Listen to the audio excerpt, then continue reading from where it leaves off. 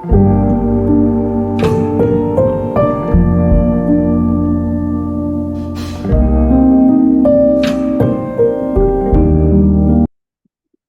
आज हम क्लास अपनी शुरू करते हैं। उपदेशामृत। नमो ओम विष्णुपादाय कृष्ण प्रेष्ठाय भूतले श्रीमते भक्ति वेदांत स्वामिनिति नामिने नमस्ते सारस्वती देवे गौरवाणी प्रचारिणे निर्विशेष शून्यवादी पाश्चात्य देशतारिणे श्री चैतन्य मनोभीष्टं स्थापितं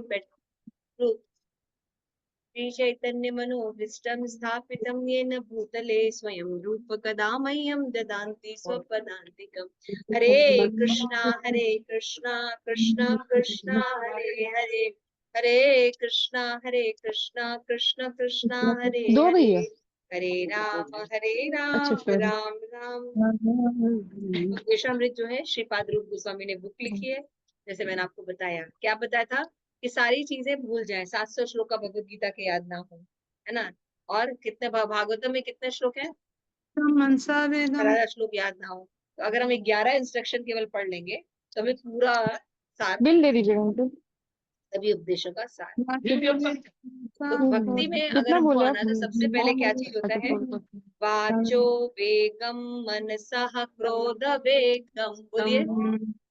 वाचो वेगम मनसा क्रोध जिह्वा वेगम वेगम उदरोपस्थ वेगम, जीवा वेग उदरोपस्थ वेगम एतान वेगान यो विषयेत धीरा, ईशान वेगान यो विषहेत धीरा सर्वामपि मां पृथ्वीं सशिष्यात्।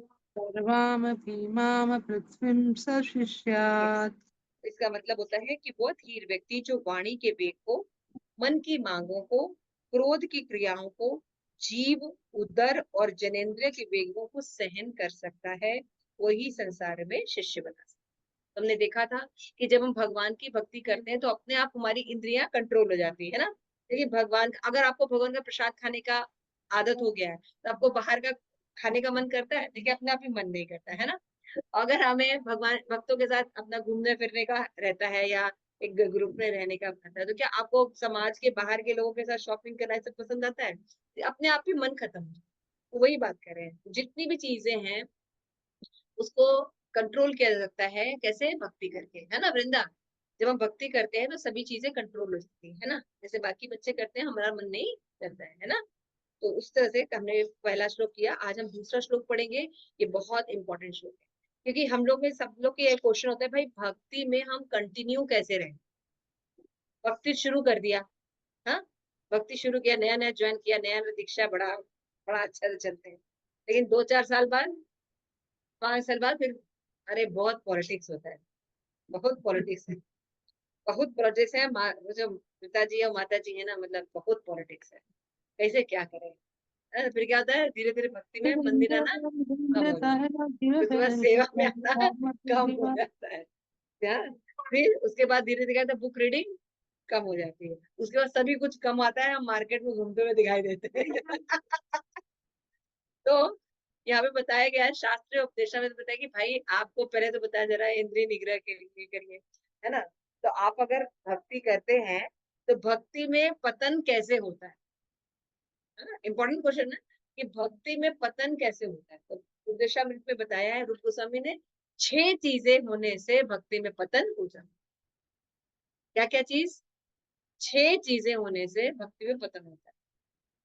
तो सिंपल है ना, 6 चीजें अगर हम कंट्रोल कर ले तो भक्ति में आगे हो जाएंगे। तो आज हम श्लोका पढ़ेंगे दूसरा।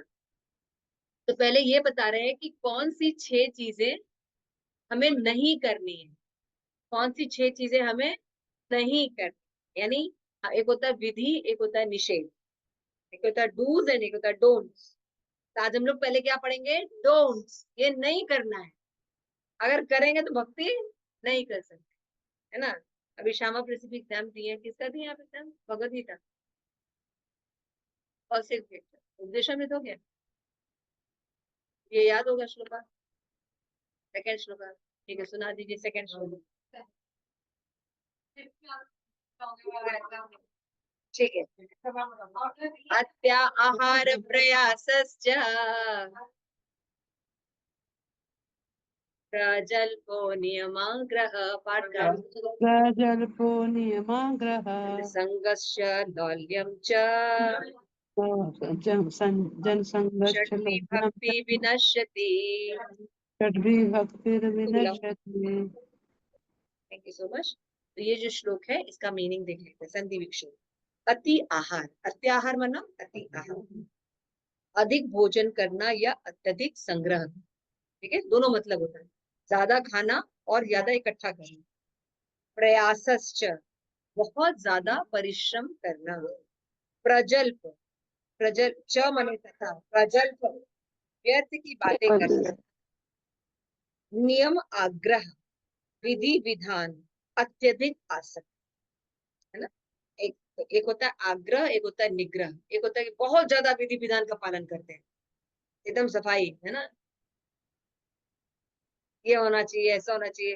लेकिन भक्ति साइड में, माला नहीं होती है। क्या करते हैं, सुबह सब सफाई बहुत करते हैं, झाड़ू पोछा बहुत लगाते हैं, माला नहीं। नियम से बहुत ज्यादा आसक्ति है कि सुबह उठ के पहले घर साफ करना चाहिए, फिर धोने चाहिए, बहुत ज्यादा। और इतना ज्यादा होता है कि मतलब अब बीमारी है, नहीं उठो। ना, सबसे इम्पोर्टेंट क्या है, नियम। बहुत ज्यादा आसक्त होना, उससे भक्ति छूट जाना है। या बिल्कुल नियम का पालन नहीं करना। नहीं, अरे सफाई कौन सी बड़ी चीज है। शेर कभी मुंह धोता है? हम मुंह कहाँ से धोएंगे? तो आप शेर हैं? पशु? मनुष्य? तो शेर अगर मांस खाता है तो उसको पाप नहीं लगता, लेकिन आप मांस खाएंगे तो कर्म थ्योरी चलेगी आपकी। लेकिन शेर की कर्म थ्योरी नहीं चलती, उसको भगवान ने सैंक्शन किया है कि तुम मांस खाओ। ठीक है, समझ में आ रहा है, अंतर समझ में आ रहा है। तो पशु में और मनुष्य शरीर में अंतर हो सकता है। तो नियमाग्रह, या तो बहुत ज्यादा आसक्त होना, या तो बिल्कुल नियम का पालन नहीं करना। नो, गलत। नियमाग्रह, प्रजल्प नियमाग्रह, जन संघस्य, यहाँ पार्टी, वहाँ वहाँ मॉल, यहाँ पार्टी, है ना। आज यहाँ यहाँ किटी है, आज वो किटी है, आज वहाँ सत्संग है, आज वहाँ वो है ना। ठुमके लगा के चले आना, है ना। तो ये होता है जन संघर्ष, सांसारिक लोगों के साथ बहुत ज्यादा आसक्ति हो। लौल्यम, ये चाहिए, वो चाहिए, वो चाहिए, वो चाहिए, वो चाहिए, कोई एंडलेस लिस्ट है ना। किसी भी बच्चों के कपबोर्ड में बोल दो आज आपको शादी में जाना है ना, आज आपको पार्टी में जाना है, कहाँ कपड़ा कहाँ है? पूरा अलमारी भरा हुआ है ना, लेकिन कपड़े नहीं। एक बार पहन ली, फोटो आ गई, है ना, फोटो आ गई, फिर उसके बाद सब हो गया, तो दोबारा नहीं पहन सकते, है ना। तो ये होता है लॉयल, बहुत ज्यादा लालच है, जरूरत नहीं है लेकिन फिर भी उसकी अभिलाषा कर। फिर ये जो 6 चीजें हैं, अगर किसी के अंदर रहेगी तो भक्ति नष्ट होगी। तो हम चाहे भक्त हों, चाहे भक्त बनने का प्रयास कर रहे हैं, दोनों लोगों के लिए ये है। जब हम भक्ति कर रहे हैं, अपना दीक्षा ले लिए कर रहे हैं, लेकिन भक्ति बीच में गड़बड़ चल रही है, तो देखना चाहिए कि इन 6 चीजों में से कुछ हम कर तो नहीं रहे, जरूर कुछ कर रहे हो। या तो प्रजल्प कर रहे होंगे, ये तो अत्य आहार कर रहे होंगे, है ना, या बहुत ज्यादा जाके फिर बैठे ही हैं, क्लास में नहीं आते हैं, है ना, बहुत उद्यम कर रहे हैं, अत्य आहार प्रयास, है ना। इतना इतना मेंटेन हो रहा कि फैक्ट्री इतनी मेंटेन हो रही है कि क्लास में आना है जरूरी नहीं है ना। तो प्रयास है ना? तो ये सब चीजें जो होती है ये बहुत इम्पोर्टेंट। कई देखते हैं क्या कहते हैं, रूप समय अनुवाद कौन पढ़ेगा? अनुवाद श्री प्रभुपाद के द्वारा, श्री प्रभुपाद की जय। पढ़ी पढ़ी, मुझे आप पढ़ी, पढ़ोगी वृंदा, पढ़ो।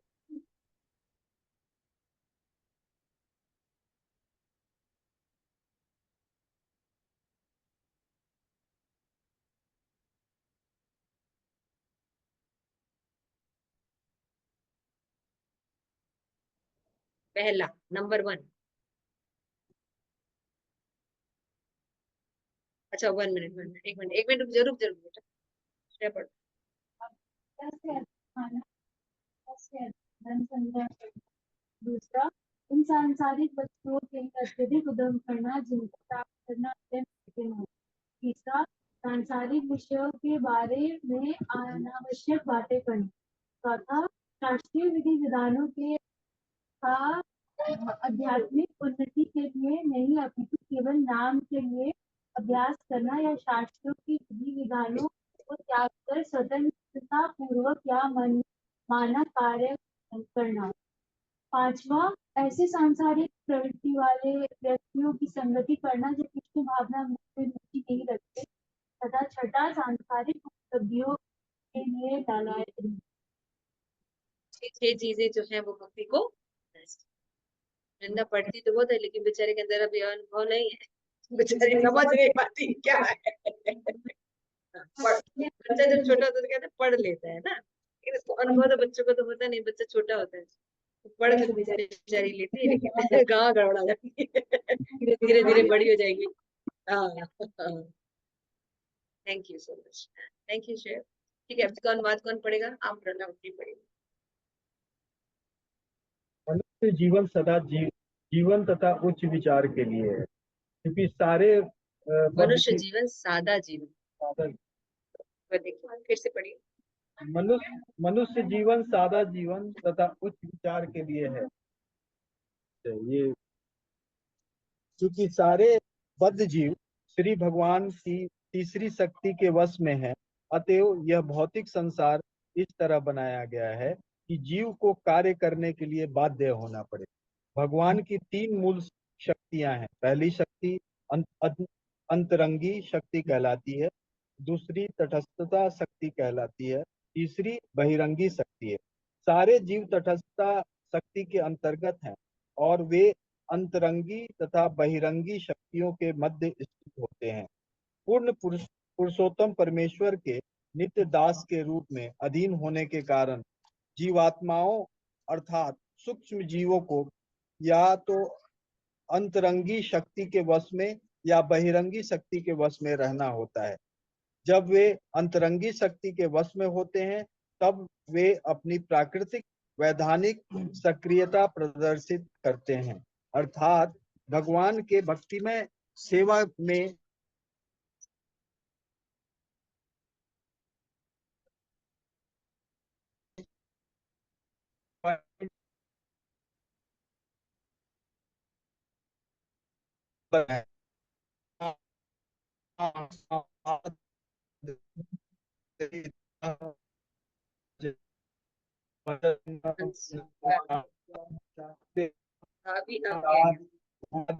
अव्ययम् महात्मा सन्तु मा पार्थं दैवीं प्रकृतिम् आश्रितः भजन्त अनन्यमनसो ज्ञात्वा भूतादि अव्ययम्।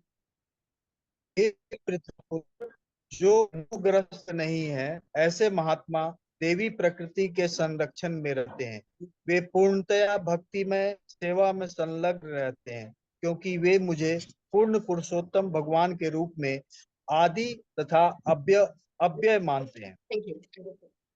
देखिए अभी हम जो पढ़ रहे हैं पैराग्राफ, आप लोग अपना कॉपी पेन निकालिए, अभी डिस्कशन चलेगा, हम समझाएंगे नहीं, हिंदी समझ में आती है सब। तो इस श्लोक में क्या बताया जा रहा है? फर्स्ट क्वेश्चन, इस श्लोक में रूप गोस्वामी क्या बता रहे हैं? डूज की डोंट्स, तो एकदम सन्नाटा क्यों छाया है? बोलना चाहिए ना, अभी हमने बताया ना माधव जी इस श्लोक में क्या बताया जा रहा है? डोंट्स, क्या नहीं करना चाहिए। देख रहे हैं 6 चीजें बताई गई नहीं करना चाहिए। अत्य आहार नहीं करना चाहिए, बहुत ज्यादा प्रयास नहीं करना चाहिए, प्रजल्प नहीं करना चाहिए, बहुत ज्यादा नियम आग्रह नहीं होना चाहिए, है ना, धीरे धीरे बोल देते हैं। त्या आहार नहीं होना चाहिए, प्रयास नहीं होना चाहिए, प्रजल्प नहीं होना चाहिए, नियम आग्रह नहीं होना चाहिए, और जनसंगस्य, जनसंग नहीं होना चाहिए, लौल्यम नहीं होना चाहिए। शब्द याद रखिए, मैं फिर से बोल रही हूँ। अत्या आहार, अत्या आहार, आधत या अत्या आहार, प्रयास, प्रयास, प्रजल्प, प्रजल्प, नियम आग्रह, नियम आग्रह, जन संग और लौल्यम पर बैठो।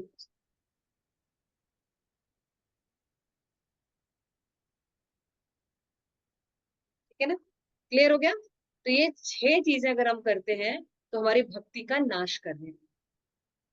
हो सकता है कि हम थोड़ा थोड़ा सब कर रहे हो, और हो सकता है एक चीज बहुत ज्यादा कर रहे हो।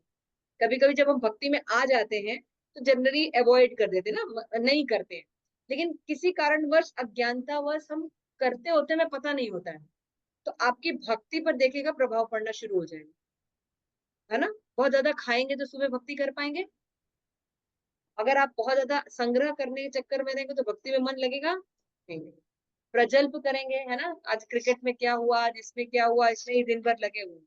दिन भर न्यूज चल रहा है। एक होता है न्यूज सुन लिया भाई ये चीज है, नहीं दिन भर हम उसी में। तो क्या हो गया, ये प्रजल्प हो रहा है। दुनिया सुधार तो सकते नहीं, लेकिन बातें जरूर बताएंगे, है ना। तो प्रजल्प। फिर नियम आग्रह, या बहुत ज्यादा नियम पालन करेंगे तो टाइम सारा कहाँ जाएगा नियम पालन करने में, तो भक्ति नहीं कर पाएंगे। या बिल्कुल ही नियम पालन नहीं करेंगे, है ना, तब भी कहाँ जाएंगे हम, कहीं कुछ नहीं होगा, है ना। जैसे अभी हम लोग बोलेंगे, जैसे मान लीजिए हमने जब शुरू किया तो बोला ना कि बहुत ज्यादा साफ सफाई में हम रहते हैं, है ना। तो सबको लग रहा हो कि मेरी मम्मी बहुत ज्यादा करती है ना। लेकिन नियम पालन नहीं करने पर भी दिक्कत है ना? बीच में बैलेंस होना चाहिए, ये मानो। फिर उसके बाद जन संग, भौतिक जगत के लोगों से बहुत ज्यादा मिलना चाहिए। संग मतलब क्या होता है, एक तो होता है कि अब ऑफिस गए तो सब बातचीत तो हो रही है, लेकिन एक होता है उनसे प्रभावित होना ना। क्या करें माता जी, भक्तों को अगर हमको भक्ति करानी है तो फिर उनके साथ तो थोड़ा सा पार्टी में जाना पड़ेगा ना। अगर हम पार्टी में गए और चाय नहीं पियेंगे, अब मीट मछली तो खा नहीं रहे, लेकिन अब चाय पी के थोड़ा सा प्याज के, उनको वो प्याज के पकौड़े खाते हम नहीं खाते, हम गोभी के खा लेते हैं उनका प्लेट से। लेकिन अब चाय पी लेते ताकि ना हम मिल जुल सके। नहीं मिलेंगे जुलेंगे तो प्रचार कैसे करेंगे, है ना। तो आपका प्रचार तो बाद में होगा, पहले आपका ही प्रचार हो जाएगा कि आप अगर गलती कर रहे हैं तो भक्ति में फॉल डाउन हो गया है। तो भक्ति में हमारे प्रयास से भक्ति नहीं होती है, या प्रचार नहीं होता है, भगवान और गुरु की कृपा से होता है ना। आपको पहले अपना ध्यान रखना होगा।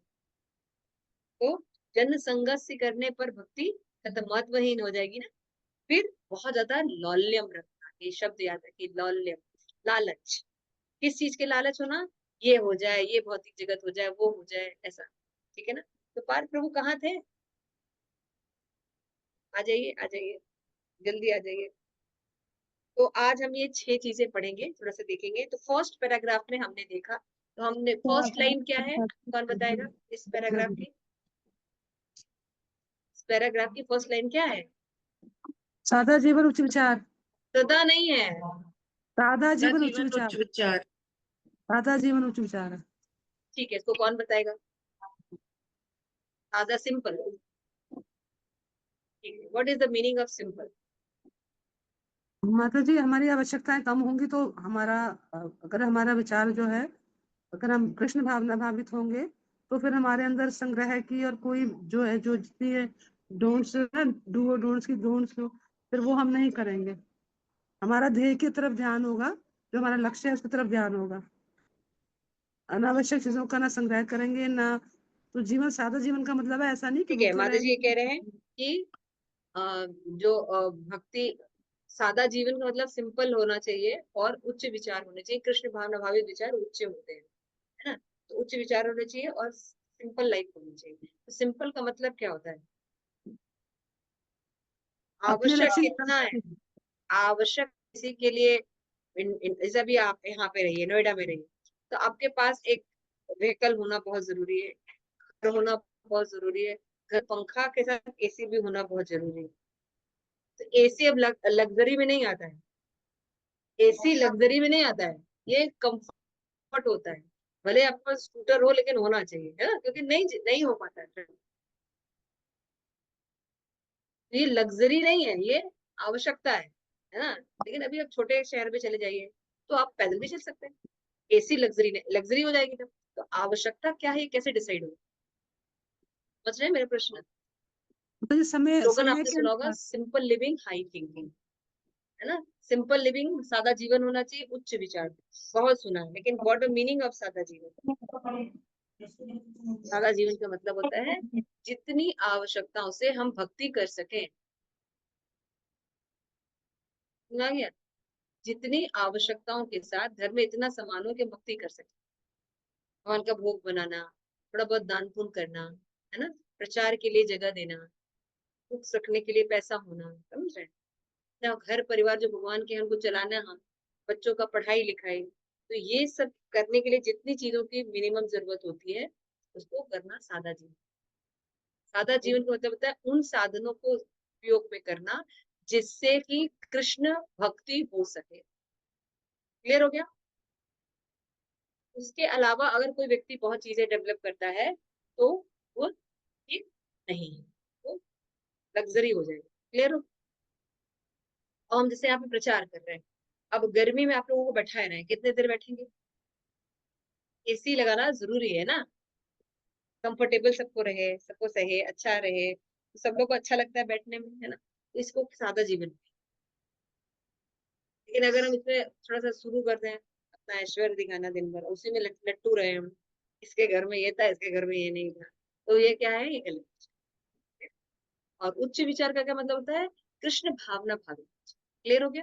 तो प्रभुपाद यहाँ पे कह रहे हैं ये 6 चीजें हम क्यों करते हैं जब हम ये श्लोक के हिसाब से जीवन नहीं जीते। सादा जीवन, उच्च विचार नहीं, आजकल उल्टा हो गया है। क्या हो गया है? High living and simple thinking में, है ना। जैसे आजकल टी शर्ट पे क्या लिखा था? Even don't think, just do it. ठीक है ना, सोचने की भी जरूरत नहीं है, you want you can do it. फिर जब सब लोग ऐसा ही करेंगे तो क्या होगा? एक्सीडेंट होगा। है ना, तो ऐसी है। तो प्रभुपाद यहाँ पे कह रहे हैं कोई व्यक्ति अगर ये सोचता है कि भक्ति करने से बंधन होता है और भक्ति नहीं करने से बंधन नहीं होता है, तो दोनों गलत है। तो यहाँ पे प्रभुपाद बता रहे हैं कि भगवान की शक्ति 3 प्रकार की होती है। देखिए भगवान की शक्ति कौन कौन सी? पहली अंतरंगा, अंतरंगा, बहिरंगा और अंतरंगा शक्ति, तटस्था शक्ति और बाह्य शक्ति। लिखिए अंतरंगा शक्ति, पहली शक्ति का नाम क्या है? दूसरी शक्ति का क्या नाम है? तटस्थ शक्ति। और तीसरी शक्ति का क्या नाम है? बहिरंगा बहिरंगा शक्ति। बहिरंगा आप लोग में देख सकते हैं ना, हिंदी में लिखने में दिक्कत है। तो अंतरंगा शक्ति जो होती है वो कौन सी शक्ति होती है? अलादनी जीव। शक्ति। अंतरंगा शक्ति आप लिखिए आध्यात्मिक शक्ति। कॉपी कहाँ है? जब अभी टेस्ट होगा तो फिर क्या करोगी? मतलब आध्यात्मिक शक्ति। आध्यात्मिक शक्ति मतलब जन्म मृत्यु जरा व्याधि नहीं होती है, शाश्वत जीवन हो, सच्चिदानंद जीवन। फिर हो गया अंतरंगा शक्ति। इसकी जो अधिष्ठात्री देवी है कौन है? राधा रानी। राधा रानी। भगवान भौतिक जगत में आते हैं या कहीं पर भी आते हैं तो अंतरंगा शक्ति में ही कार्य हो, भौतिक जगत में उनका कोई कार्य नहीं। तो भगवान जन्म लेते हैं तो आध्यात्मिक, भगवान के कार्य होते हैं आध्यात्मिक, है ना। उसको भौतिक जो हम लोग तुलना करते हैं, मैं अपने बेटे का नाम कृष्णा रख के चल बेना चल बेना। क्लियर हो गया? तो 3 तरह की शक्तियां होती है, कौन सा होती है? अंतरंगा, बहिरंगा और तटस्थ शक्ति। अंतरंगा शक्ति होती है आध्यात्मिक शक्ति, बहिरंगा भौतिक जगत की शक्ति, दुर्गा देवी। बहिरंगा शक्ति कौन होती है? दुर्गा देवी, है ना, भौतिक शक्ति। और तीसरी होती है तटस्थ शक्ति, यानी जीव, हम एज अ आत्मा। तटस्थता नाम से देखिए लिखा है तट। तट माने क्या होता है? नदी का किनारा, है ना। तट मतलब क्या होता है? किनारा। तो तट पे व्यक्ति कैसा हो सकता है? या तो समुद्र के अंदर जा सकता है या तो सूखे में रह सकता है। चॉइस होती है ना, तट मतलब 2 चॉइस। तो तटस्थ शक्ति में क्या होता है? अब 2 शक्ति आपने पढ़ा, अंतरंगा शक्ति और बहिरंगा शक्ति। तो जीव के पास ऑप्शन रहता है कि वो आध्यात्मिक जगत में जाए कि भौतिक जगत। हमेशा चॉइस रहेगी आपके पास। आप खाते हैं तो आप देखिए आप आध्यात्मिक जगत में भी जैसे कर सकते हैं और आप भौतिक जगत का भी कर सकते हैं। आप पढ़ते हैं, आप सोते हैं, आप उठते हैं, आप बैठते हैं, मोबाइल देखते हैं, कुछ भी करते हैं, तो आपकी हमेशा चॉइस रहेगी आध्यात्मिक या भौतिक। जीव की हमेशा स्वतंत्रता रहती है, ये प्रभुपाद क्लियर हो गया। लेकिन ये सभी शक्ति किसके अंडर में रहती है? भगवान के अंडर में। लेकिन क्योंकि भगवान हमसे प्रेम करते हैं तो भगवान ने हमें अल्प स्वतंत्रता दी है, स्मॉल स्वतंत्रता, हाँ स्मॉल फ्रीडम दी है। भगवान तो पूर्ण फ्रीडम है, जो चाहे वो कर सकते हैं, लेकिन जीव जो चाहे वो नहीं कर सकता बंधन में। इसलिए प्रभुपाद कह रहे भक्ति करने वाले व्यक्ति को सोचा जाता है कि उसके अंदर बंधन है, उसको माला करनी है, उसको ये नहीं करना, ये नहीं करना, और हम बहुत स्वतंत्र हैं। तो प्रभुपाद कहते हैं ऐसा व्यक्ति मूर्ख होता है। तो ये सोचता है कि जो भक्ति करने वाले लोग हैं वो बंधन में है और हम स्वतंत्र। ऐसा नहीं होता, कोई भी व्यक्ति स्वतंत्र नहीं है। हाँ? अगर कोई भौतिक व्यक्ति भी है तो क्या वो अपनी सांसें उसकी अपने हिसाब से चल रही हैं? आंख का ब्लिंकिंग उसके हिसाब से चल रहा है ना? जन्म मृत्यु जरा व्याधि उसके कंट्रोल में चल रही है। वो जो खाना खाता है तो पचता उसके कंट्रोल में है, कुछ भी कंट्रोल में नहीं, बाकी चीजें तो छोड़ ही दीजिए। अब जब हमारे जीवन में हम कुछ कंट्रोल नहीं कर पा रहे हैं तो हम नियंता कैसे, है ना? हम जब खाते हैं तो हमें तो बूढ़ा नहीं होना चाहिए, लेकिन हम तो बूढ़े हो रहे हैं, आंखों से कम दिखाई देता है, हो रहा है ना धीरे धीरे। तो क्यों हो रहा है? हमें तो स्वस्थ होना चाहिए जब हमारा है सब कुछ, लेकिन हमारा नहीं है। ठीक है ना? प्रकृति के हिसाब से जो अरेंजमेंट है वो होना ही है ना? अगर हम चाहें कि हम बच्चे बने रहे, चलो मैं नाके आरती कर लूं। अगर हम बच्चे ही बने रहे तो ऐसा बच्चे बने नहीं रह सकते, हमको बड़ा होना ही पड़ेगा। डाल दिया पानी, कूलर फुल भर दिया। ठीक है ना? हाँ माता जी कुछ कह रहे हैं? इंदुमती माता जी अनम्यूट कर लीजिए। ठीक है, पहला ये समझ में आ रहा है, तीन मूल शक्तियों के बारे में प्रभुपाद बता रहे हैं, तीन से होते हैं, लेकिन भगवान जो है वो क्या होते हैं? हमेशा आध्यात्मिक। क्लियर हो गया ये बात? इसमें इसमें बताते हैं जब भगवान आध्यात्मिक रहते हैं तो भगवान के भक्त आध्यात्मिक रहेंगे कि नहीं? तो ये प्रूफ प्रभुपाद कहते हैं कि कोई कह सकते हैं कि भाई प्रभुपाद जो है भक्त है इसलिए ऐसा कह रहे हैं, नहीं, भगवत गीता में ऐसा कहा, महात्मा संतु महापार्थम दैवीम प्रकृति, कि जो महात्मा लोग होते हैं वो दैवी प्रकृति के अंडर में रहते हैं, उन पर भौतिक जगत का नियम नहीं चलता। क्लियर हो रहा है ना? ऐसा नहीं कि वो पाप करेंगे तभी उनको दुख मिलेगा, नहीं, वो पाप नहीं भी करेंगे, भक्ति करेंगे, सब खत्म रहेगा, लेकिन भगवान को उनको दुख दे के सुधारना है तो दुखी रहेंगे, लेकिन वही उनकी मुक्ति का मार्ग है। क्लियर हो रहा है? क्लियर हो गया? आगे कौन पढ़ेगा? राजेश्वरी। महात्मा शब्द उनको सूचित करता है जो विशाल हृदय वाले हैं, न कि संकुचित हृदय वालों को। सदैव अपनी इंद्रियों की तृप्ति में लगे रहने वाले संकुचित हृदय वाले व्यक्ति कभी कभी अपने कार्यों का विस्तार इसलिए कर लेते हैं कि वे राष्ट्रवाद, मानवतावाद या परोपकारवाद जैसे किसी वाद के माध्यम से अन्यों की भलाई कर सकें। वे अन्यों की इंद्रिय तृप्ति के लिए अपनी खुद की इंद्रिय तृप्ति का परित्याग कर सकते हैं, जैसे कि अपने परिवार, जाति या समाज के सदस्यों के लिए, और वह भी राष्ट्रीय या तो अंतर्राष्ट्रीय स्तर पर। वास्तव में यह सब विस्तीर्ण इंद्रिय तृप्ति ही है जो व्यक्तिगत से जातिगत और जातिगत से समाजगत हो सकती है। यह सब भौतिक दृष्टि से भले ही बहुत अच्छा लगे, लेकिन ऐसे कार्यों का कोई आध्यात्मिक महत्व नहीं होता। ऐसे कार्य का आधार इंद्रिय तृप्ति है, चाहे वह व्यक्तिगत हो या विस्तीर्ण।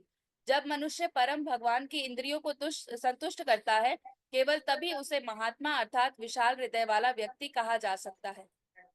तो इसमें महात्मा की क्या डेफिनेशन बताई गई है? विशाल हृदय वाला, है ना, जिसका हृदय विशाल हो। ठीक है ना? और बाकी जो चीजें होती हैं या तो स्वार्थ हो, तो एक होता है अपने व्यक्तिगत स्वार्थ, ये मेरा है, ये मेरा शरीर है, ये मेरे परिवार के लोग हैं, ये हैं, ये तो व्यक्तिगत स्वार्थ है। और एक होता है विस्तृण स्वार्थ, दिखना चाहिए आपको। दो तरह के स्वार्थ होते हैं, व्यक्तिगत स्वार्थ और विस्तृत स्वार्थ। विस्तृत स्वार्थ क्या होता है? एक तो होता है हम, हमारा, ये व्यक्तिगत स्वार्थ है। क्लियर हो रहा है? मैं और मेरा, ये व्यक्तिगत स्वार्थ है। लेकिन अभी विस्तृत स्वार्थ क्या होता है? राष्ट्रवाद, समाजवाद, देशवाद, ये क्या होता है? स्वार्थ। देशभक्ति क्या है? स्वार्थ। अरे झंडे झंडे गाड़े जा रहे हैं, तब तो पाकिस्तान और इंडिया का झंडा उड़ रहा है वो अपना बोल रहे हैं, वो अपना बोल रहे हैं। तो ये जो देशभक्ति है क्या है? स्वार्थ। ये मेरा समाज है, ये मारवाड़ी समाज है, ये अग्रवाल समाज है, ये राजपूत समाज है? हमारे यहाँ इतना ये चीज हो रहा है, हमारा यहाँ ये हो रहा है ना? उन लोग ने 6 मटके लेके चले थे भागवतम कर क्लास करने के लिए, 12 लेके जाएंगे। ये गणपति 10 इंच के थे, हमारे 20 इंच के होंगे, है? यही होता है ना? तो ये सब क्या है? स्वार्थ है। तो देशभक्ति स्वार्थ कैसे? मेरा देश ठीक तो है, मेरा देश, हम देशभक्ति नहीं करें?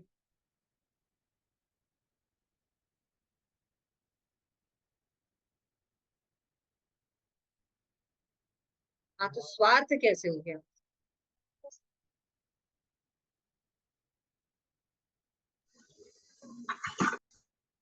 हम दिन भर पाकिस्तान पाकिस्तान पाकिस्तान करेंगे तो मरते समय कहाँ जाएंगे? अब पाकिस्तान वाले कहाँ आएंगे? जितने भी शरीर के धर्म होते हैं, जितने भी शरीर के धर्म होते हैं, वो धर्म होते हैं ममेती में, अहम ममेती में। मेरा इंडिया है, इसलिए जय हो मुझे, है ना? पाकिस्तान का जो बाघा बॉर्डर है, वहां जाके याद आता है इंडिया, जय हिंद वहां याद आता है। अपने घर में नहीं कभी कोई जय हिंद करेगा, लेकिन बाघा बॉर्डर पर जरूर दिखाएगा कि हाँ, इंडिया महान, पाकिस्तान ये सब बोलेगी, है ना? बोलते हैं ना? तो बाघा बॉर्डर पर याद आता है। मेरा देश है इसलिए महान होना चाहिए, है ना? पाकिस्तानी क्या कहते हैं? मेरा है, हमारा ही धर्म होना चाहिए, बाकी जो है मार डालो ना। तो ये क्या है? गलत शिक्षा है ना। तो जब इस तरह की चीजें होती, शरीर का धर्म जो होता है, हम शरीर, अभी आप थोड़ा सा देखिए, जब आप प्रचार करने जाएंगे तो आपको अलग अलग तरीके के लोग मिलते हैं, पार्क में मिलेंगे ना, या समाज में भी आप देख सकते हैं, है ना? तो एक तो होगा कि पहले, एक तो होगा कि जो समाज का व्यक्ति होगा, है ना, तो करके योगा करते होंगे समाज के लिए। तो दूसरे लोग जो रहेंगे वो एनसीसी करते होंगे ना, कुछ आरएसएस वाले होंगे, है ना, कुछ लोग समाज सुधारक लोग होंगे, है ना, कुछ माताएं होंगी जो आर्य समाजी होंगी। ऐसे तरह के देखिए आप, कई तरह के ग्रुप आपको दिखाई देंगे, है ना? कुछ होंगे सोल्जर्स होंगे, है ना, देश के लिए ऐसे ऐसे करके जाते। ध्यान रखिए आपने क्या श्लोक पढ़ा है, सादा जीवन उच्च विचार। अगर भगवान से कनेक्टेड ये धर्म नहीं है शरीर के, तो ये धर्म बंधन के कारण होंगे, चाहे देशभक्ति भी क्यों न हो। देख रहे हैं कहाँ तक हम बंधे हुए, हमें पता है ये सब बात। स्वार्थी तो पता है कि मतलब अपना वाला, अपने से संबंधित, ये तो स्वार्थ पता है, लेकिन देश, समाज, राष्ट्र, ये सारे ही स्वार्थ में ही आते हैं। इनको करके भगवत धाम नहीं जाया जा सकता। क्लियर हो रहा है? कितनी बड़ी बात है, देखिए प्रभुपाद कितनी बड़ी बात कह रहे हैं कि वास्तव में विस्तीर्ण इंद्रिय तृप्ति ही है ना। हमारा समाज क्यों बढ़िया होना चाहिए? अग्रसेन समाज में सब कुछ बढ़िया क्यों होना चाहिए? ताकि हम भोग कर सके। क्योंकि अगर अग्रसेन के समाज के जो लोग रहेंगे वही आईएएस ऑफिसर बनना चाहिए। ऑफिसर क्या, कौन से काम करना चाहिए उसमें हमारा फायदा हो, हमारा लोन पास होना चाहिए, हमारी सारी चीजें होनी चाहिए। समझ रहे हैं ना इंद्रिय तृप्ति? तो जो ये हमारा हमारा करते हैं हम, तो हम उस पार्टी से बिलोंग करते हैं, उस सोसाइटी से बिलोंग करते हैं, उस जाति से बिलोंग करते हैं, उस देश से बिलोंग करते हैं, इसलिए वो महान होना ही चाहिए क्योंकि हम महान हैं। पर्सनल स्वार्थ से विस्तृत स्वार्थ। क्लियर हो रहा है? तो ये सब स्वार्थ है, इंद्रिय तृप्ति का विस्तृत रूप है। ये अनोखी बात हम शिल प्रभुपाद के बुक में पढ़ा है, कहीं नहीं पढ़े थे। व्यक्तिगत स्वार्थ तो समझ में आता है कि ये स्वार्थी व्यक्ति का जो एंड होता है वो भी स्वार्थी होता है, लेकिन ये सब भी स्वार्थ है, हमको समझ में नहीं आता। इतनी सुंदर ढंग से प्रभुपाद होता है। क्यों? क्योंकि ये शरीर के धर्म का धर्म पालन करने से आपका कुछ नहीं होगा। इसीलिए जब श्रील प्रभुपाद पहली बार भक्ति शशि ठाकुर से मिले थे, तो उस समय इंडिया में कौन सा फ्रीडम के लिए, स्वतंत्रता के लिए बहुत आंदोलन चल रहा था, गांधी जी का। उस समय बहुत ज्यादा जोश लगा था महात्मा गांधी को ज्वाइन कर, तो बहुत बड़ा देश के लिए फ्रीडम फाइटर आजादी के लिए लड़े।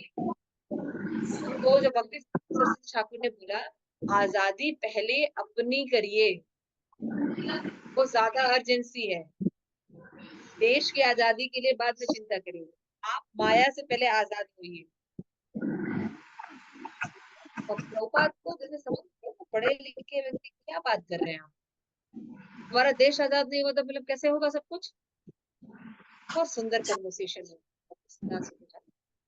अर्जेंसी किस चीज की है? देशभक्ति से भी ज्यादा अर्जेंसी इस चीज की है। आप खुद ही बंधन में हैं, तो फिर आप देश को क्या आजाद करेंगे? समझ में आ रहा है? तो इसका क्या मतलब है? क्या हमें देशभक्ति छोड़ देनी चाहिए? प्रभुपाद बोले राष्ट्रभक्ति, समाज भक्ति सब छोड़ देनी चाहिए? नहीं, जब केवल इसको ऊपर रखेंगे तो उसमें त्रुटियां आती हैं और जन्म मृत्यु का चक्र आएगा। लेकिन इन्हीं के बीच में अगर हम कृष्ण भावना भावी सेंटर करके इनका पालन करते हैं तो यही चीज आपकी मुक्ति का कारण हो जाए। देशभक्त के जो सैनिक हैं, कितने सैनिक हैं जो हरे कृष्ण महामंत्र की चैंटिंग करते हैं, आपको पता है? विदेशी जो सैनिक होते हैं वो भगवत गीता पढ़ाई जाती है। क्यों? मन का बल सबसे इम्पोर्टेंट होता है। मन का बल सबसे ज्यादा important होता है। आप शरीर बल से नहीं लड़ते हैं, मन के बल से आप हार सकते हैं। आत्मा का नॉलेज जो है जिसके पास होता है, आत्मा, खाली आत्मा का नॉलेज है तो वो भी दिक्कत है, लेकिन आत्मा भगवान से कैसे कनेक्टेड है, कृष्ण का अंश है, ये जानना बहुत जरूरी है। इसीलिए प्रभुपाद कहते हैं कृष्ण भावना मृत नॉलेज बहुत जरूरी है। नहीं तो ये सारे नॉलेज आपको बंधन में रखेंगे। ये इम्पोर्टेंट बात है और ये केवल गुरु शिष्य परंपरा वाला व्यक्ति ही बोल सकता है। जब हमें पता ही नहीं होगा तो हम काम कैसे करेंगे? समझ में आ रहा है? तो देश राष्ट्र हमको बाद में करना है, सबसे पहले हमें ये समझना है हम है कौन। जब हमको ये पता ही नहीं हम है कौन, तो हम पाकिस्तान से क्यों लड़े, हम इंडिया से क्यों, हम किसके लिए क्या करेंगे? समझ में आएगा? अगले उसी पे जन्म होगा, जैसा भाव रहेगा, सीधी सी बात है ना। तो ये सब समझना, देखिए ये सब समझ कर अपने अपने ग्रुप में अगर हम हैं कि हम ठीक है, मान लीजिए अगर कोई कृष्ण भावनावादी सैनिक है तो कैसे युद्ध करेगा? युद्ध बिल्कुल करेगा। अपने अपने जो अथॉरिटी उनका पालन करेगा कि नहीं करेगा? अथॉरिटी का पालन करेगा, सारे नियम का, और बीच में गड़बड़ी भी नहीं करेगा। करेगा गड़बड़ी वो व्यक्ति? नहीं करेगा। क्यों? क्योंकि वो जानता है कि भगवान का अंश है, भगवत कृपा से उसको भारत की भूमि में जन्म मिला है। अब भारत की रक्षा के लिए उसको युद्ध करना है और सामने वाला व्यक्ति उसका शत्रु है। लेकिन वो शत्रु से शत्रु जैसा व्यवहार करेगा कि मर जाने के बाद अगर उसका शरीर पड़ा हुआ है तो वो उसके साथ बदतमीजी नहीं करेगा, ठीक है? उसको जलाएगा, करेगा, उसको पूरा सम्मान देगा, क्योंकि वो जानता है अभी ये दुश्मन है लेकिन ये है भगवान का अंश। देखिए कितनी हाई थिंकिंग है ना?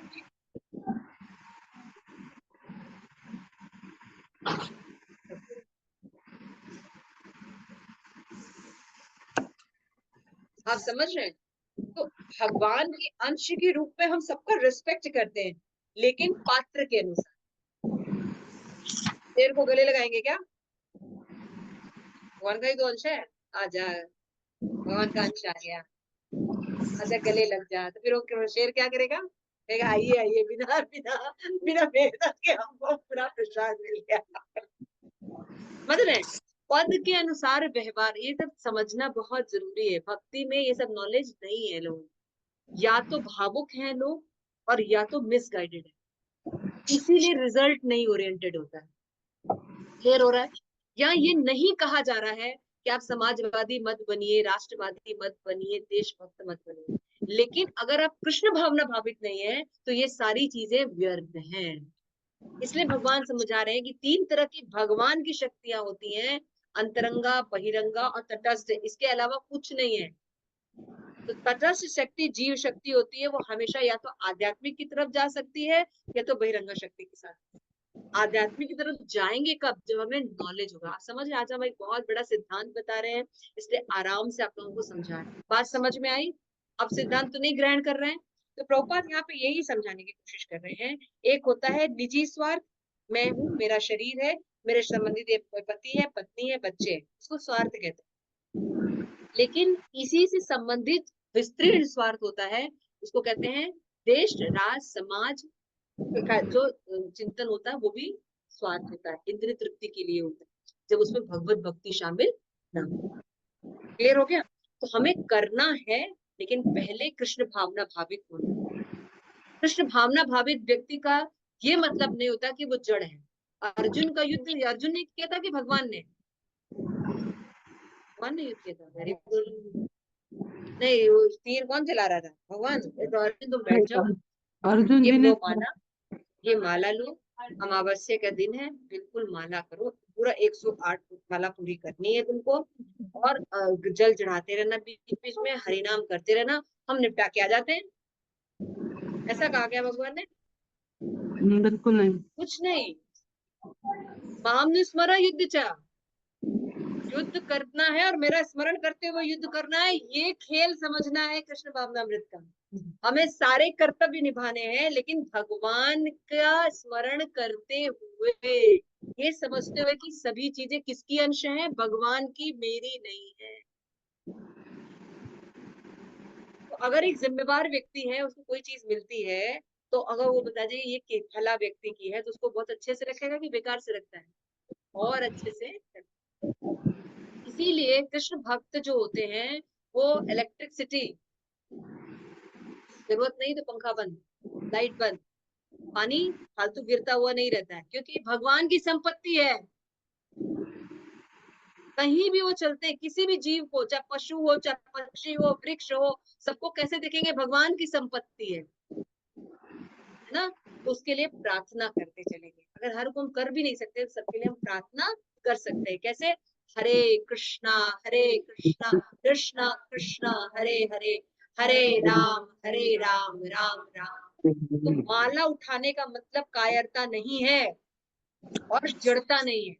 समझ में आ रहा है? माया करने का, ये आप लोग अपने घर में, हाँ अब तो माला करनी बहुत जरूरी माता जी ने बताई है, तो क्या करना? टिफिन उफिन बंद, हस्बैंड की टिफिन उफिन देना बंद, भाई ऑफिस जा रहे हो, खाना बनाया नहीं, हरे कृष्णा हरे, माला करना बहुत जरूरी है। मालूम है हमारा जन्म कैसे हुआ? आपको अपने समय से 1 घंटा पहले उठेंगे, अपना जप करेंगे और फिर अपना सेवा। This is called Krishna consciousness.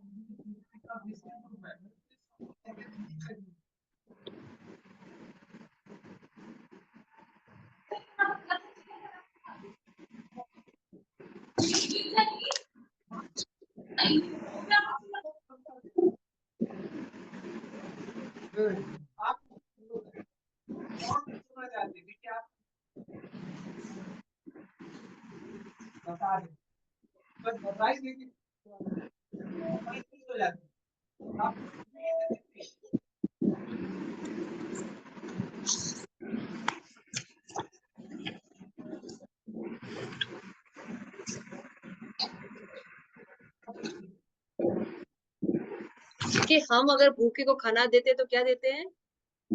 प्रसादम देते हैं। हम भूखे को खाना नहीं देते हैं, भोजन नहीं देते हैं, हम प्रसाद देते हैं। राधा गोविंद देव की जय। तो सारा क्रेडिट ले लिया आपका? नहीं। क्लियर हो गया? ये बात समझ में आ गई आप लोगों को? ये बहुत इंपॉर्टेंट चीज है। इसको कहते हैं, एक तो व्यक्तिगत और दूसरा होता है विस्तृत स्वार्थ। क्लियर हो गया? व्यक्तिगत स्वार्थ इंद्रिय तृप्ति के लिए है, उसी तरह ये विस्तृत स्वार्थ भी इंद्रिय तृप्ति के लिए है। क्लियर हो रहा है? बहुत छोटी सी बात है, बहुत छोटी सी बात है, लेकिन बहुत बड़ी बात है। ठीक है, क्लियर होगी बात? समझ में आ गई? तो ये बहुत इम्पोर्टेंट। जब हम सुनेंगे ही नहीं, शास्त्र कभी पढ़ेंगे ही नहीं, किसी प्रमाणिक व्यक्ति से सुनेंगे नहीं, तो ये सब बातें क्लियर होंगी? कभी क्लियर नहीं। तो प्रभुपाद सबसे पहले क्या बता रहे हैं? विस्तृत स्वार्थ और व्यक्तिगत स्वार्थ में, विस्तृत स्वार्थ हो या व्यक्तिगत स्वार्थ हो, दोनों इंद्रिय तृप्ति है। प्रभुपाद कह रहे प्रॉब्लम क्या है? जितने तरह के वाद है, राष्ट्रवाद, मानववाद, परोपकारवाद, ये जितने तरह के वाद हैं, इन्हें प्रॉब्लम क्या है? प्रभुपाद लिखते हैं, देखिए अंडरलाइन कीजिए। यह सब भौतिक दृष्टि से भले ही बहुत अच्छे लगे, लेकिन ऐसे कार्यों का कोई आध्यात्मिक महत्व नहीं होता है। ऐसे कार्य का आगार इंद्रिय तृप्ति होती है, चाहे वह विस्तृत हो या विस्तृण। कितना बोल्ड वर्ड है।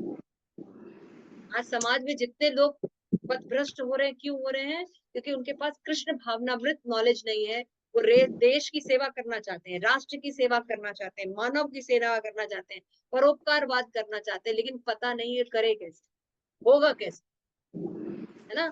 किसी को पैसा देके, धन देके, है ना, शादी ब्याह कराकर, थोड़ा सा उसको हेल्प करके हम उसको सुखी नहीं कर सकते जब तक हम उसको कृष्ण नहीं देंगे, क्योंकि कृष्ण के नहीं रहने से दुख है। समाज में दुख क्यों है? कृष्ण के नहीं रहने से। ये बहुत हार्ड स्टेटमेंट है और बहुत ही इंपॉर्टेंट स्टेटमेंट। जैसे ये सब बच्चे पढ़ रहे हैं, अगर ये सोचे कि ये हम एजुकेशन कर रहे हैं, माँ बाप ने तो इतना किया नहीं, मैं ही बहुत कर रहे हैं, तो आपने कोई तीर नहीं मारा है, उसका अंग्रेजी नाम हो गया है। अब अंग्रेजी विस्तार है, ये सब है वही सब चीजें, है ना? जैसे अब प्रभु जी वकील हैं, तो वकील की पढ़ाई पढ़े, अपने समय वही सब कोर्सेज होते थे। अब एक 75 से चुंगड़े निकल आए हैं, नहीं तो उन्होंने तो ये किया है, हम करेंगे तो कुछ नया करें। हर व्यक्ति को ये भ्रम रहता है, हम करेंगे तो कुछ नया। नहीं, ये माया का ही एक एक फुग्गा निकला हुआ है, और आप आराम से फट जाएंगे उससे। बाकी भी फटे, आप भी फटेंगे ही। इसलिए कृष्ण को रखना पड़ेगा। तो जो व्यक्ति माला करता है वो हमेशा भगवान का नाम ले सकता है, और ये समझ सकता है कि कैसे जो इंटेलिजेंट है ये भगवान ने दिया है, शरीर भगवान ने दिया है ना, ये सुविधाएं बनाई है ये भगवान ने बनाई है ना, ये जो ज्ञान दिया है ये भगवान ने हमें दिया है ना, ये कंप्यूटर दिया है, ये कैसे बन गया अपने आप? इसकी सामग्री भगवान ने दी है, बनाने की बुद्धि भगवान ने दी है, हम यूज कर रहे हैं उसकी बुद्धि भगवान ने दी, तब हम ये सब चीजें कर रहे हैं, है ना। आंखें दी हैं तो सूरज की रोशनी भी दी। सूरज की रोशनी नहीं रहे तो हम कैसे लाइट बना सकते हैं और फिर हम देख सकते हैं, नहीं तो अंधेरे में तुम देख भी नहीं सकते। आप सोच रहे हैं सब चीजें, तो ये आजकल की जनरेशन को भी, बच्चों को भी बताना बहुत कि हम कमाई कर सकते हैं, हम पढ़ सकते हैं, हम सब कुछ कर सकते हैं, लेकिन अगर हम कृष्ण भावना भावित नहीं है, आप खूब देशभक्त बनिए, कोई बुराई नहीं है देशभक्त बनने में, केवल देशभक्ति करने में आप हमेशा भ्रष्टाचार के शिकार होंगे, क्योंकि आप इंद्रिय तृप्ति कर रहे हैं, है ना। मेरा जो रेंज का बच्चा है यही आगे आना चाहिए, हेड पायलट वही बनना चाहिए, दूसरे ग्रुप का नहीं है ना। राजपूता रेजेंट जो है वही सब कुछ करेगा। ऐसे ऐसे ऐसे हम वादों में फंस जाए, इसलिए जी इंद्रिय तृप्ति होती है, और ये सब बाकी जो वाद है ये विस्तृण इंद्रिय तृप्ति है। क्लियर हो गया? प्रभुपाद करेंगे श्रीमद् भागवत भगवत गीता में इस दैवी प्रकृति शब्द का परम पुरुषोत्तम भगवान की अंतरंग शक्ति, आराधनी शक्ति के नियंत्रण को बताया। ये अल्हादनी शक्ति, एक और वर्ड बोल रहे हैं, अल्हादनी शक्ति। आध्यात्मिक शक्ति को क्या बोलते हैं? अल्हादनी शक्ति। राधा रानी को क्या बोलते हैं? अल्हादनी शक्ति। अल्हाद देना मतलब आनंद देना, आनंद देना। अल्हाद शब्द का क्या मतलब है? संस्कृत शब्द है, इसलिए मैं बार बार अल्हाद देना। अल्हाद का मतलब क्या होता है? ऐसा शाश्वत आनंद जो कभी खत्म ना हो। हम यही आनंद, हम सब कैसा आनंद चाहते हैं? जो हमेशा है। वे बता रहे हैं कि अलादनी शक्ति श्रीमती राधा रानी के रूप में, उनके अंश लक्ष्मी के रूप में होते हैं। जब व्यक्तिगत जीवात्मा अंतरंगा शक्ति के नियंत्रण में होता है तो एक बात कार्य भगवान कृष्ण या कृष्ण की तुष्टि के लिए करता है। देखिए भगवान ने कहा है बिना कर्म के हम नहीं रह सकते, खाना, सोना, उठना, बैठना करना पड़ेगा ना, धन कमाना, परिवार का पालन पोषण पोषण करना पड़ेगा ना। बिना किए रह सकते हैं हम? नहीं रह सकते। कोई व्यक्ति बिना कर्म के नहीं रह सकता। कुछ आप कहेंगे भैया जो कोमा में भाई सांस तो ले रहा है, कर्म है ना। आप बिना कर्म के एक सेकंड भी नहीं रह सकते। तो कर्म कर्म हम जब कृष्ण भावना भावित करें तो मुक्ति का साधन हो जाएगा। भगवान को जोड़ना ही तो है, कोई माइनस इसको थोड़ी करना है, ऐड करना अपने जीवन में कृष्ण को। क्लियर हो रही है बात? इतना इम्पोर्टेंट है कृष्ण को ऐड करना। नहीं करने पर इंद्रिय तृप्ति करेंगे, नहीं करने पर बंधन आएगा, नहीं करने पर ताप झेलना ही पड़ेगा। क्लियर हो रहा है? भक्ति में भी करने पर हमको ताप से मुक्ति नहीं मिलती है, लेकिन वहां भगवान साथ में रहते हैं। क्लियर हो रहा है? मृत्यु तो भक्तों की भी आती है, शरीर त्याग उनका भी होता है ना, लेकिन वहां भगवत कॉन्शियसनेस होती है, उनका डेस्टिनेशन अलग होता है। वो मृत्यु के बाद का और अभी का डेस्टिनेशन बिल्कुल आनंद में होता है, आह्लादनी शक्ति। क्लियर हो गया? एकमात्र भगवान कृष्ण की सृष्टि करते हैं, इसको महात्मा कहते हैं। देखिए महात्मा का मतलब फिर हुए वस्त्र पहन लिए, तिलक लगा लिया, ये बड़े बड़े रुद्राक्ष की मालाएं टांगे हैं और बाबा जी बने हुए हैं, ओम ओम बोल, ये महात्मा नहीं होते हैं। जो भगवान की भक्ति करते रहते हैं हमेशा 24 आवर, ये नहीं कि अभी समाज को दिखाने के लिए भक्ति करे फिर चिल्लम फूक रहे हैं या स्त्री गलत काम कर रहे हैं। क्लियर हो रहा? वो महात्मा नहीं होते हैं, है ना। IITN बाबा है ना, बहुत फेमस करते हैं लोग IITN बाबा को, है ना, उनसे बहुत बहुत, हाँ, और उनका बहुत प्रवचन सुनेंगे। जो खुद ही चिलम पी रहा है वो आपको क्या नॉलेज देने वाला है, चाहे IITN हो चाहे IIT। ये सबसे बहुत सावधान रहिए। लक्षण के आधार पर महात्मा को चयन कीजिए, लक्षण के आधार पर महात्मा को चयन कीजिए। क्या लक्षण है? वो 24 आवर्स कृष्ण कॉन्शियसनेस रहता है। क्लियर हो गया? महात्मा का उल्टा क्या होता है? दुरात्मा। महात्मा विशाल हृदय वाला होता है, ये लिखना चाहिए आपको। महात्मा 2 प्रकार के होते हैं, आपको क्वेश्चंस देने हैं, ले नोट कर। महात्मा का ऑपोजिट होता है दुरात्मा। उसका क्या क्या साइन है? वो संकुचित हृदय वाला हुआ, नहीं है मेरा परिवार है, मेरा शरीर है, नहीं नहीं मेरा राष्ट्र है, मेरा देश है, हाँ, हम क्या है, हम ह्यूमैनिटी करेंगे। क्या करेंगे? 2 बकरा काट के उसको भी खिलाएंगे पार्टी में और रखते भी खाएंगे, पार्टी कराते हैं, तो ह्यूमैनिटी है। ये कुत्ते को तो बहुत अच्छे से रखेंगे लेकिन बकरी खाएंगे, मुर्गी काट के खाएंगे, लेकिन कुत्ते के लिए कुत्ता मत कहना उसको, गुस्सा हो जाएगा फिर। एक जानवर के लिए बहुत प्रेम होना और बाकी को काट के खाना, ये संकुचित हृदय होते हैं। तो दुरात्मा क्या होते हैं? संकुचित हृदय वाले होते हैं। और महात्मा अगर होंगे तो क्या करेंगे? सभी जीवों के प्रति दया करेंगे, ना, सभी जीवों के प्रति दया करेंगे। वो गाय के ऊपर भी करेंगे और कुत्ते के लिए भी करेंगे, लेकिन पात्र के अनुसार। गाय घर के अंदर होती है, कुत्ता घर के बाहर। क्लियर हो रहा है? कुत्ते को लात नहीं मारते हैं, उसके पात्र के अनुसार उसको रिस्पेक्ट। दुरात्मा संकुचित हृदय वाला होता है। ऐसी मानसिक रूप से पंगु दुरात्मा को भगवान की बहिरंगा शक्ति महामाया के नियंत्रण में रखा। वो दैवी प्रकृति में आश्रिता रहता है, विशाल हृदय वाला रहता है महात्मा। देखिए मैं बार बताती हूँ, आप लोग क्लास में सुनोगे नहीं, इसका एग्जाम में गड़बड़ नंबर आया, यानी ये बहुत इंपॉर्टेंट पॉइंट्स है जो मैं आपको बता रही हूँ। महात्मा का क्या मतलब है? 2 पॉइंट, विशाल हृदय और नहीं प्रकृति में आश्रित दैवी में। महात्मा का भी अपन 2 लक्षण पढ़े ना, महात्मा जो विशाल हृदय वाला होता है और आध्यात्मिक शक्ति के संरक्षण में रहता है, इस पर भौतिक संरक्षण नहीं चलता। दुर्गा देवी का संरक्षण नहीं था, कंट्रोल। इसी तरह से जो दुरात्मा होता है वो संकुचित हृदय वाला होता है और महामाया के कंट्रोल में, दुर्गा देवी के कंट्रोल में।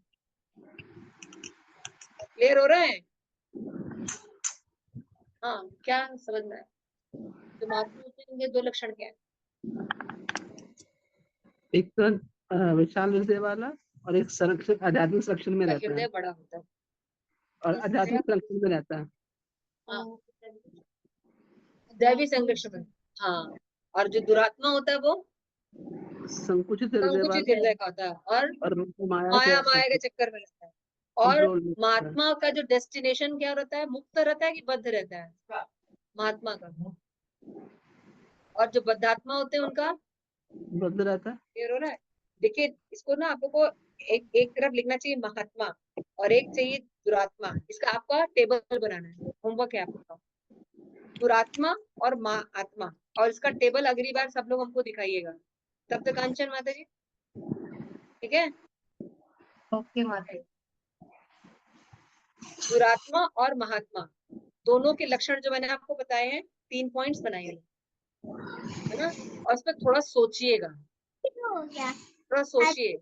कि दुरात्मा व्यक्ति कौन होता है और महात्मा व्यक्ति कौन होता है, और हम और भी लिख सकते हैं, आप देखिए। कितने करना है मेरी बदले, हाँ, ये ले जाओ और कीर्तन कर रहा हूँ, इंद्रिय तृप्ति के लिए कार्य करता आप ले जाओ मेरा है। ऊपर 4 ले पॉइंट जाओ, हो गए।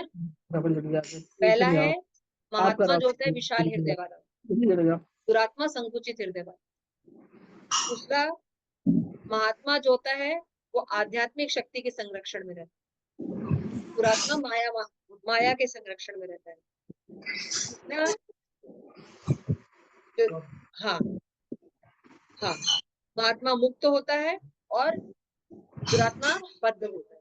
चौथा, महात्मा जो है भगवान की तुष्टि के लिए कार्य करता है, और बद्ध आत्मा क्या होता है, अपनी इंद्रिय तृप्ति के लिए कार्य। क्लियर हो गया? ये 4 पॉइंट बिल्कुल क्लियर होने चाहिए। उसके बारे में अलग अलग एंगल से आप लोग सोचेंगे और फिर ये सोचेंगे आप कहाँ हैं, आप दुरात्मा और महात्मा में कहाँ हैं। क्लियर हो रहा है? कभी माता कभी जी, इधर चले जाते हैं, कभी इधर चले माता जी, जाते हैं, कभी इधर। मुझे है एक चीज बड़ी पर्सनली ना? मैं जो एक्सेप्ट करती हूँ ये बात, कि जो अभी पहले जो हम सब रोज सुनते थे और पढ़ते थे कि पहले ही हाँ, पहला जो प्रभुपाद का जो उनसे मिलाप था, बताते भगवान उसमें की तुष्टि के लिए कार्य करते माता जी हैं। उन्होंने क्या बोला था,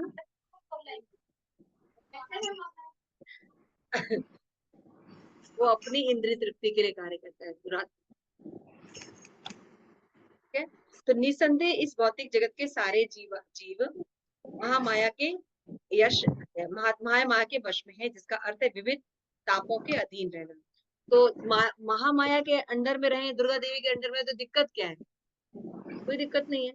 प्रभुपाद कह रहे दिक्कत है, तो 3 ताप झेलने पड़ेंगे। नाम सुनिए, देखिए ये शब्द पूरे जीवन में आपके पास आएगा। भगवत गीता पढ़िए, भागवतम पढ़िए, चैतन्य चरितमृत, ये सब शब्द जो आएंगे ना बार बार रिपीट होंगे, इसलिए इसकी मीनिंग हम आपको क्लियर कर रहे हैं। 3 तरह के ताप होते हैं। पहला आदि दैविक,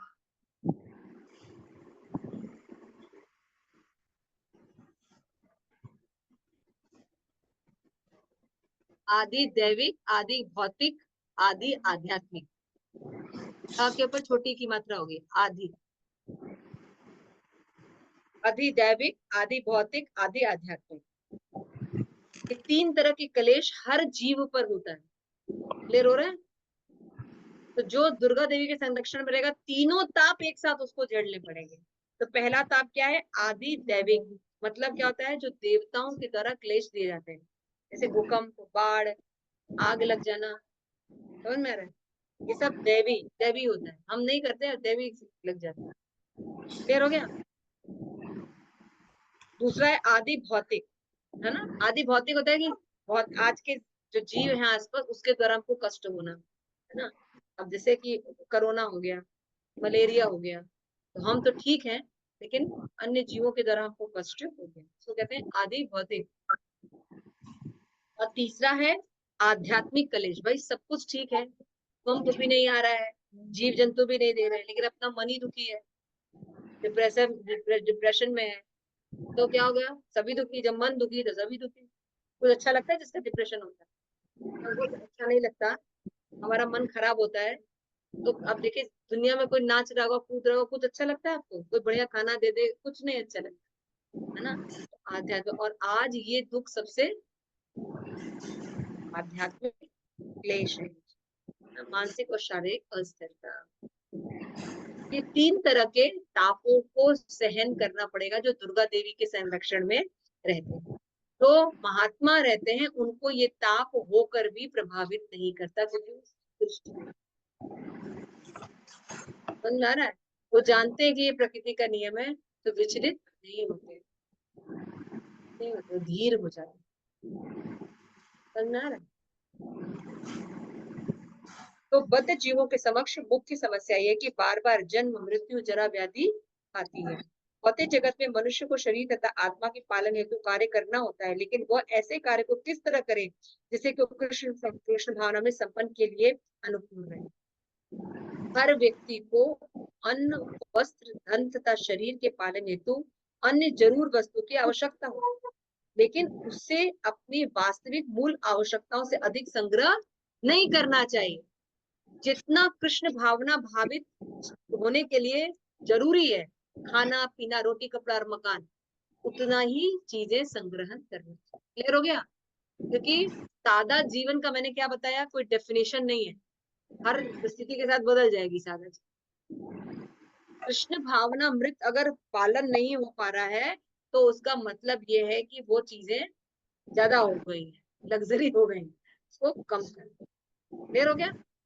सादा जीवन का मतलब क्या होता है, जिससे कृष्ण भावनामृत हम हो सके, तो सादा जीवन है। लेकिन उसे अपनी वास्तविक मूल आवश्यकता से अधिक संग्रह नहीं करना चाहिए। संग्रह करने में रहेंगे तो भक्ति करेंगे, क्लास में नहीं आएंगे ना। तो एक फैक्ट्री खत्म की दूसरी फैक्ट्री बना रहे हैं, तो फिर वो नहीं आएंगे क्लास में। क्यों? क्योंकि फैक्ट्री बना रहे हैं तो फिर संघर्ष करना पड़ेगा, है ना। लेकिन उसे अपने वास्तविक मूल आवश्यकताओं से अधिक संग्रह नहीं। यदि वो प्राकृतिक नियम का पालन किया जाए तो शरीर के पालन में कोई कठिनाई नहीं। तो प्रकृति की व्यवस्था के अनुसार विकास की सीढ़ी के निम्न स्थान पर निश्चित जीव न तो आवश्यकता से अधिक खाते हैं न संग्रह करते हैं, बल्कि पशु जगत में समानता कोई आर्थिक समस्या नहीं होती। देखिए नया क्वेश्चन प्रभुपाद उठाया। हम सभी योनि में मनुष्य जो है सर्वश्रेष्ठ है। क्लियर है ना? बेस्ट है ना, मनुष्य जाति सबसे बेस्ट होता है, पशु निम्न माना जाता है। लेकिन आर्थिक समस्या पशु जाति में नहीं होती,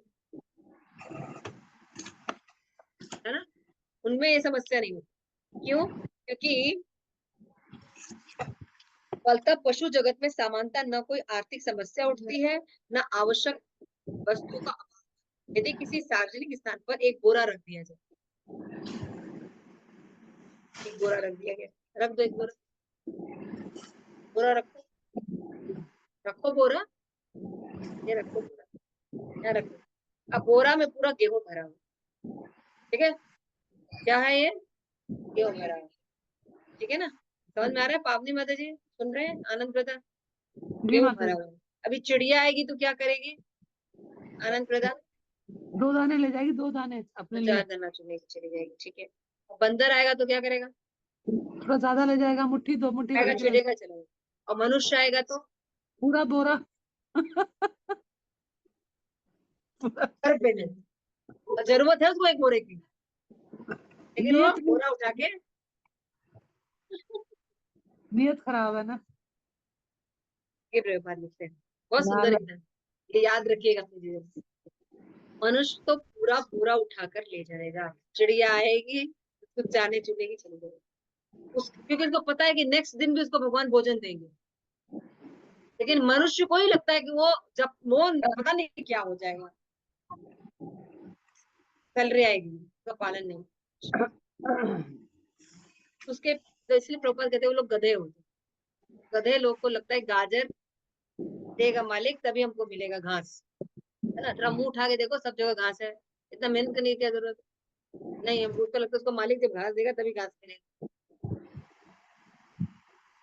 जो कहते हैं आजकल पढ़ा लिखा कर शूद्र बनाना, पढ़ा लिखा कर शूद्र बनाना, ठीक है। तो आवश्यकता से अधिक संग्रह करने और खाने के भंडार में देगा। शास्त्र के अनुसार इस प्रकार में अधिक संग्रह वर्जित है। यह समय सारा विश्व इसी कारण कष्ट उठा, ज्यादा से ज्यादा संरक्षण कर रहे हैं ना? आज हमने अत्य आहार को पढ़ा। नेक्स्ट हम पढ़ेंगे। प्रभुपाद की जय। तो कोई प्रश्न?